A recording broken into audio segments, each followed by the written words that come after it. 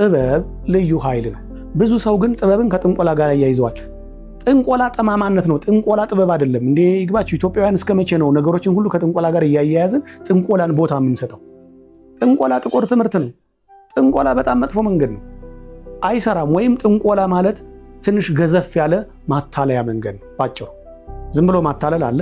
ጥንቆላ ሲባል ግን ትንሽ ወሰብሰብ ያለ የጥልቁ ዓለም እጅ የገባበት ትንሽ ጠንከር ያለ ማታለያ ነው። ከዚህ የዘለለ ነገር የለም። ጥበብ ከጥንቆላ የተለየ ነው። ጥበብ ማለት የመሆንና የማድረግ ብቃት ነው። አንድ ማህበረሰብ ዕውቀትና ጥበብን በደንብ ሲረዳና በቅን ሲተረጉመው ምን ይሆናል ማለት ነው? በጣም ከፍ ያለ ያደገ ይሆናል። የምንም ነገር ምንጭ ይሆናል። ከዛ ማህበረሰብ ባለምጡቅ ጭንቅላት ትውልድ ይነሳል። ያ ምጡቅ ጭንቅላት ያለው ትውልድ ደግሞ ምድሪቱን ያሳርፋታል። ያ ማህበረሰብ በእረፍት ይኖራል፣ እያደገ ይሄዳል፣ ዓለምን እየዋጠ ይሄዳል ማለት ነው ያ ማህበረሰብ። ስለዚህ አንድ ማህበረሰብ የሚያድገው በአራተኛ ደረጃ ለዕውቀትና ለጥበብ በሚሰጠው ትርጉም ልክ ያድጋል።